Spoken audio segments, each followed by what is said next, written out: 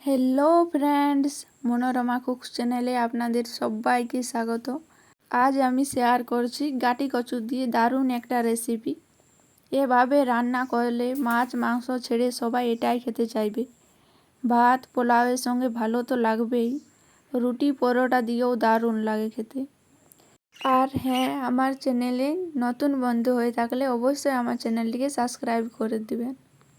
আর এই যে আলু আর কচু আমি একসাথে কেটে নিয়েছি।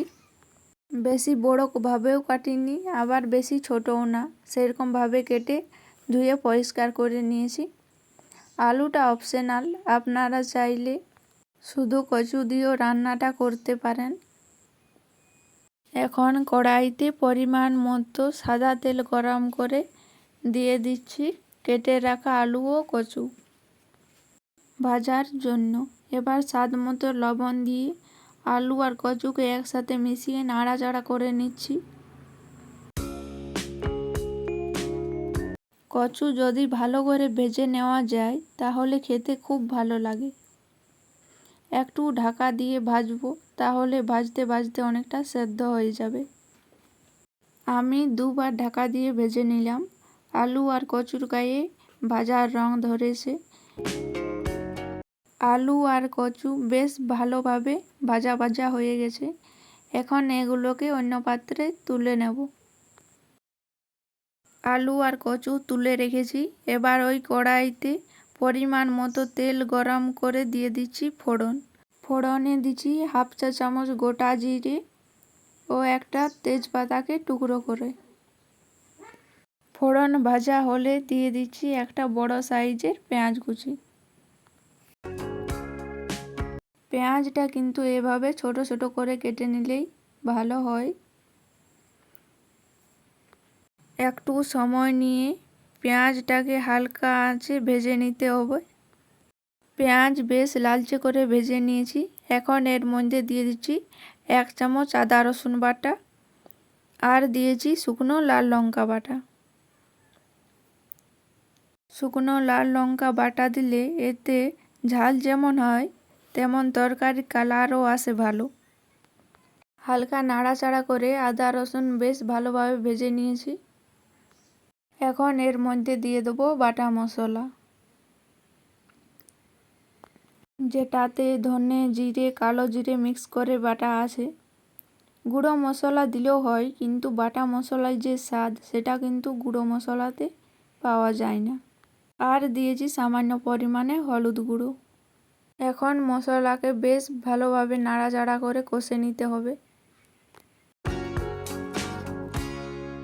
মশলা ভালোভাবে কষানো হয়ে গেছে এবং তেলও ছেড়ে দিয়েছে। এখন এর মধ্যে দিয়ে দিচ্ছি একটা বড় সাইজের টমেটো পেস্ট করে। টমেটোর কাঁচা গন্ধ চলে না যাওয়া পর্যন্ত নাড়াচাড়া করে নিচ্ছি।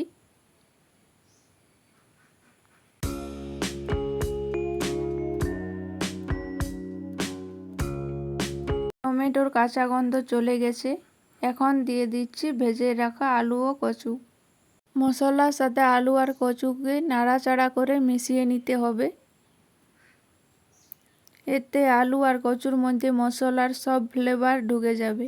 খেতে কিন্তু অসম্ভব সুন্দর লাগবে। কচু দিয়ে যে এত সুন্দর রান্না করা যায়, সত্যি না খেলে বিশ্বাসই করতে পারবেন না। দেখতেও যেমন সুন্দর লাগে, দেখা মাত্র জিভে জল চলে আসবে। আবার খেতেও দুর্দান্ত হয়।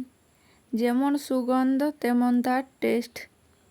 দেখুন, কথা বলতে বলতে আলু আর কচু মশলার সঙ্গে খুব সুন্দর কষানো হয়েছে।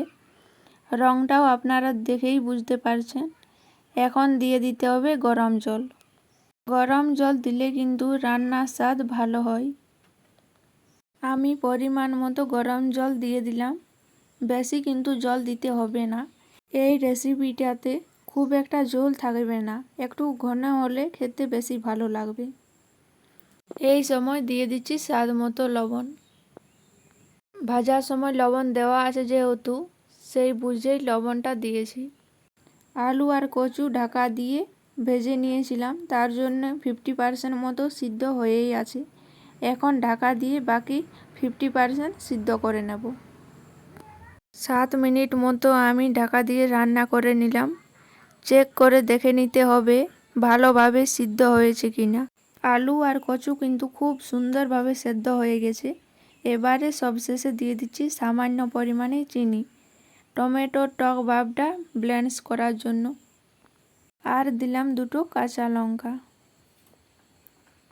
এখন সব কিছুকে ভালোভাবে মিশিয়ে নেব।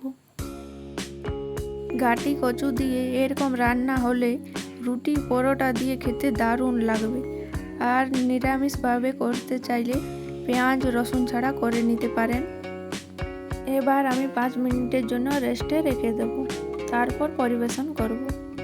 দেখুন কতটা লোভনীয় দেখাচ্ছে। এরকম গাঠি কচুর রান্না হলে মাছ মাংস ছেড়ে সবাই এই পদটা দিয়েই এক থালা ভাত খেয়ে নেবেন। আশা করছি আজকের রেসিপি আপনাদের খুব ভালো লাগবে। আর আমার চ্যানেলে নতুন বন্ধু হয়ে থাকলে অবশ্যই আমার চ্যানেলটিকে সাবস্ক্রাইব করে দিবেন।